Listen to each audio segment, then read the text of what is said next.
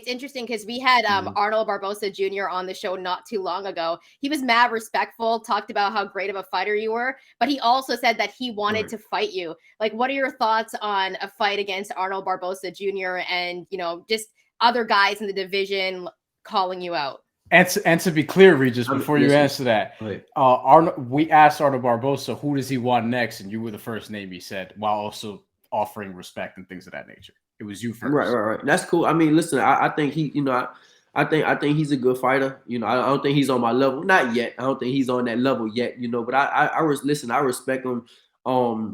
I fight for me. Listen, I really will fight anybody. Whoever you put in front of me, I'm not playing. I'm not hiding behind, you know, a belt like most people do. Most people get a belt and just, you know, they want to take easy fights and hide behind belts.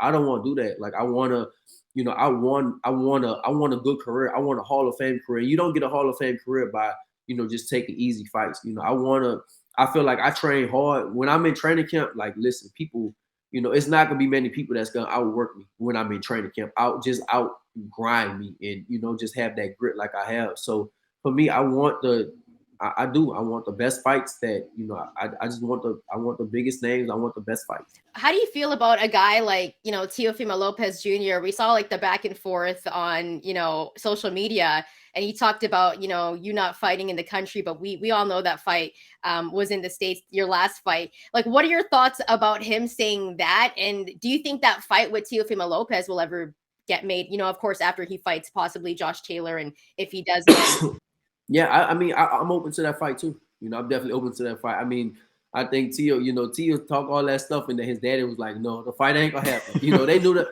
Look, the thing is, how boxing work is this is how boxing work. People, they're gonna call a fight that they know is not gonna happen. So they gonna talk all the stuff. I'll do this, and then they know the fight not gonna happen next. You know, so that's why they're saying that stuff. You know, that's why.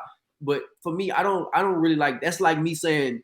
That's the prime example of me saying, man, I'm gonna fight Errol Spence. I'm gonna fight Crawford next. I know I'm not gonna fight them. I'm a 40-pounder, right? So I know, you know, just hypothetically, I know I'm not gonna fight them. So that's what these dudes are doing. That's what they do. They say, oh, I'm gonna fight him. I'm gonna whoop him. But they know they fight somebody else. And a lot of times, I mean, I know the media might not know, but a lot of times the fighters, they already know who they fight next. They know you're not getting in line for this person. Like Teo knows he wasn't fighting me next. Teo knows that. So that's, of course, he's going to say that.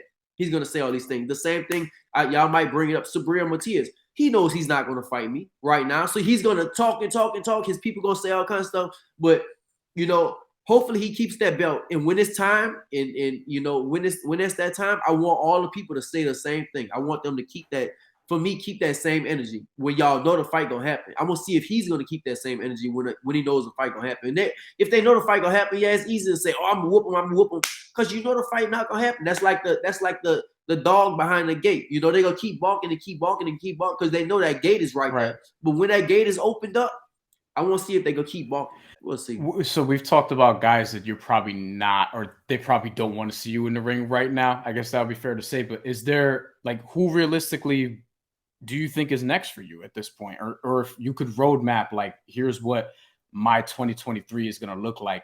Who are actually the guys that you think will step in the ring with you at this point? Honestly, bro, I don't know how the boxing game works. It's so political. It's so much focused on business, and it's so political. I don't know. You know, I think that, you know, who I would want to fight is, of course, Josh Taylor. Right. I definitely want to fight him. I think a big fight is me and Teo. I think Ramirez. I think Matias. I think Jack Catterall. I think all those are big fights. But, you know, for me, I don't know. You know, I don't even know what I should do. Is if I should go for undisputed right now and grab all the belts, or should I just go for the big fights right now? You know, because I don't know if I grab all the belts right now, I don't know how motivated I'll be. You know, so I think right now, get the big fights. I think right now I get a lot of big fights. And big fights don't have to be for the belts. You know, like I think a big fight is me and Jack Catterall. That's a big fight. Me and Adrian Broner. I think that's a big fight. Me and either Ryan Garcia or Gervonta Davis. Those are big fights. None of those dudes have belts. You know, and those are all, you know, all big fights. Teofimo, if he, you know, even if he loses to Josh Taylor, I think that'll still be a big fight. Ramirez, that's a big fight. He doesn't have a belt. So I think, you know, all those are big fights. But like I said, man, I don't even know my next move. I don't know. You mentioned big fights. Is if there were opportunity at welterweight, is that something you would pursue if it was a big enough name, money opportunity, big fight? Everything is a conversation. Yeah, everything is. I think everything is a conversation. I just think it's just bigger right now. I think it's just bigger at 140. Like, you know, I'm glad I stayed at 140 because I saw this years ago. People's like, man, you have to move to 147. I'm like, bro, I'm not moving up to 147. I saw it. I saw this years ago. Like all these guys at 135, all the big names, they all coming up to 140. And then you still have people at 140. So the division, I mean, I can name 10 people off the top of my head right now that's big fights, that's big money fights. So at 47, I mean, you got two people, two up, maybe Boots, three people. But at 140, you got like 10. So I think the best move for me is to stay at 140.